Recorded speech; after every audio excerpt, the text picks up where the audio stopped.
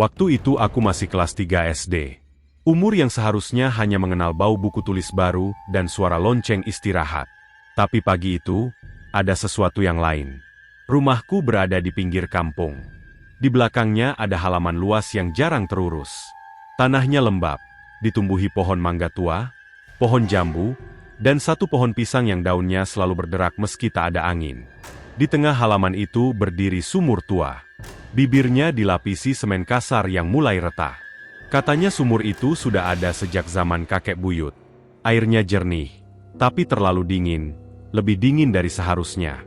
Setiap pagi sebelum sekolah, aku selalu sikat gigi di sana, jongkok di pinggir sumur, menghadap ke pohon-pohon, sendirian. Dan pagi itu, suasananya berbeda. Tak ada suara ayam, tak ada suara motor lewat, tak ada angin. Sunyi yang terlalu sunyi. Aku jongkok seperti biasa. Sikat gigiku bergerak pelan. Air sumur yang kutimba terasa menusuk kulit. Saat aku hendak kumur, tiba-tiba, di hadapanku, sepasang kaki. Kaki itu lewat perlahan, sangat perlahan. Sejajar dengan mataku. Padahal aku sedang jongkok. Kaki itu kotor, pucat, tanpa alas. Tidak menapak tanah. Dan di atasnya, kain putih panjang menjuntai. Seperti terusan, atau kain kafan. Aku tak berani mengangkat kepala. Napas terasa berhenti, suara sikat gigiku jatuh ke tanah. Tapi aku tak bisa bergerak. 1 menit, 2 menit, kaki itu terus melayang. Perlahan, melewati sumur. Tak ada suara langkah. Tak ada bayangan di tanah. Hanya, kaki itu. Lalu menghilang di balik pohon pisang. Saat itu juga tubuhku baru bisa bergerak. Aku berteriak sekencang mungkin. Ibu dan kakakku berlari ke belakang rumah. Ada apa? Aku gemetar. Menunjuk ke arah pohon pisang. Itu, tadi ada kaki, orang pakai baju putih. Mereka melihat sekeliling. Tak ada siapa-siapa. Tanah kosong. Tak ada jejak kaki. Tak ada kain putih. Ibu mengusap kepalaku. Mungkin kamu belum sadar sepenuhnya. Jangan main sendiri di belakang lagi. Tapi aku tahu apa yang kulihat. Itu bukan mimpi. Karena ada sesuatu yang lain. Air sumur tiba-tiba bergetar sendiri. Sejak hari itu, aku mulai terbangun setiap pukul 3 pagi. Tepat jam 3. Selalu. Aku mendengar suara. Seperti suara air menetes ke dalam sumur. Padahal kamar tidurku jauh dari belakang rumah. Malam ketiga, aku mendengar suara lain. Gesekan kain dan langkah, tanpa suara pijakan. Aku memejamkan mata, berpura-pura tidur. Lalu, aku merasakan sesuatu di ujung kasurku. Berat, seolah ada seseorang duduk di sana. Perlahan, selimutku tertarik. Aku ingin berteriak, tapi suara tak keluar. Dan di telingaku, ada bisikan. Airnya, dalam sekali. Keesokan harinya, aku menceritakan semuanya pada nenek. Wajah nenek langsung pucat. Ia terdiam lama. Lalu berkata pelan. Dulu, ada perempuan yang meninggal di sumur itu. Katanya, puluhan tahun lalu ada seorang perempuan yang tinggal di rumah lama sebelum rumah kami berdiri. Perempuan itu sering terlihat berjalan memakai terusan putih. Suatu malam, ia ditemukan mengambang di dalam sumur.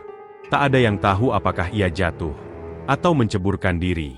Sejak itu, beberapa orang pernah melihat kain putih di sekitar sumur. Tapi tak pernah ada yang melihat wajahnya. Hanya bagian bawah. Hanya kaki. Karena siapapun yang mencoba melihat wajahnya, akan ikut ke dalam sumur. Malam berikutnya, aku tidak hanya mendengar air. Aku mendengar suara timba bergesekan. Seperti seseorang sedang menimba. Padahal tak ada siapapun di belakang. Tiba-tiba, bau tanah basah memenuhi kamar. Lalu, air menetes di lantai kamarku. Aku membuka mata perlahan. Dan kulihat, jejak kaki basah. Dari pintu kamar, menuju ke arah kasurku. Jejak itu berhenti tepat di samping wajahku. Dan perlahan, tirai kamar bergerak sendiri. Di bawah tirai, terlihat kain putih menggantung. Dan sepasang kaki, melayang, tepat sejajar dengan wajahku yang terbaring. Besok paginya, aku seperti terseret ke belakang rumah. Seolah ada yang memanggil. Sumur itu terlihat lebih gelap dari biasanya. Airnya tak lagi jernih. Aku berdiri di tepinya. Dan untuk pertama kalinya, aku melihat bayangan di dalam air. Bukan bayanganku, tapi wajah pucat dengan mata hitam kosong dan kain putih yang terapung. Lalu suara itu kembali. Temani aku. Tanganku bergerak sendiri, hendak menyentuh air. Tiba-tiba seseorang menarikku keras dari belakang. Itu nenek. Wajahnya panik. Kamu hampir jatuh. Tapi aku tahu. Aku tidak tergelincir. Aku ditarik. Dari dalam. Malam itu rumah kami didatangi Ustadz kampung. Ia membaca doa di sekitar sumur. Angin kencang tiba-tiba berputar di halaman. Pohon pisang berderak keras. Air sumur bergolak seperti mendidih. Tiba-tiba, terdengar jeritan perempuan. Panjang dan serak. Berasal dari dalam sumur. Ustadz itu terjatuh. Lampu belakang rumah pecah. Dan dari bibir sumur, kain putih perlahan muncul. Naik, naik, dan terus naik. Untuk pertama kalinya, aku melihat wajahnya. Rambutnya panjang menutupi sebagian muka. Kulitnya pucat kebiruan, mata hitam pekat tanpa putih. Air terus menetes dari tubuhnya. Dan ia tersenyum. Senyum yang terlalu lebar. Kenapa dulu kamu melihat kakiku? Ia bicara tanpa membuka mulut. Semua orang membeku. Kecuali aku. Karena hanya aku yang bisa melihatnya jelas. Ia melayang mendekat. Kakinya tetap tidak menyentuh tanah. Dan tiba-tiba, ia berhenti tepat di depanku. Wajahnya tinggal beberapa senti dari wajahku. Dingin, sangat dingin. Dan ia berbisik, "Kamu sudah melihatku. Sekarang kamu milikku." Entah bagaimana malam itu berakhir. Kata ibu aku pingsan. Kata Ustadz gangguan itu sudah diusir. Tapi mereka tidak tahu. Setiap kali aku sendirian. Setiap kali aku melihat genangan air. Setiap kali aku jongkok dan sejajar dengan permukaan tanah. Aku masih melihatnya. Sepasang kaki kotor. Melayang dengan perlahan. Dan sekarang, setiap jam 3 pagi, aku tidak lagi mendengar suara air.